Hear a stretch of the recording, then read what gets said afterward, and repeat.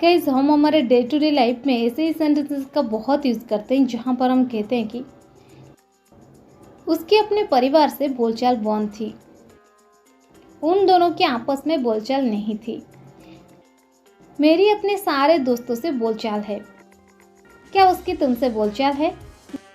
Guys, इस प्रकार के सेंटेंसेस को हम इंग्लिश में कैसे कहेंगे, इसके लिए कौन से स्ट्रक्चर की यूज़ करेंगे, आज के इस वीडियो में हम सीखने वाले हैं। इस प्रकार के सेंटेंसेस को इंग्लिश में कहने के लिए आपको ये स्ट्रक्चर फॉलो करनी है। स्ट्रक्चर में पहले आपको यूज़ कर देनी है सब्जेक्ट, इसके बाद हेल्पिंग वर्ब, हेल्पिंग वर्ब के बाद आपको यूज़ कर देने not and speaking terms with, इसके बाद नाउन या फिर प्रोनाउन। चलिए कुछ एग्जाम्पल्स लेते हैं ताकि आपको ये स्ट्रक्चर और अच्छे से क्लियर हो जाए। उसकी अपने परिवार से बोलचाल बंद थी। He was not on speaking terms with his family. He was not on speaking terms with his family. क्या तुम्हारी उससे बोलचाल नहीं है? Are you not on speaking terms with him?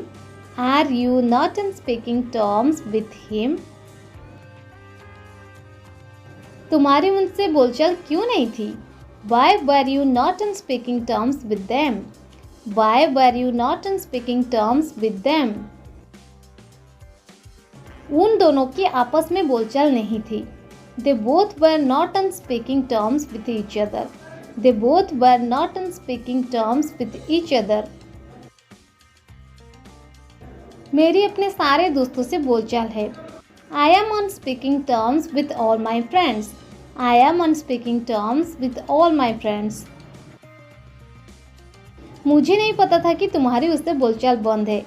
I didn't know that you were not on speaking terms with her. I didn't know that you were not on speaking terms with her. मेरी उससे बोलचाल नहीं है। I am not on speaking terms with him. I am not on speaking terms with him. हमारी उससे सालों से बोलचाल बंद है। We are not on speaking terms with him for years. We are not on speaking terms with him for years. क्या उसकी तुमसे बोलचाल है? Is she on speaking terms with you? Is she on speaking terms with you?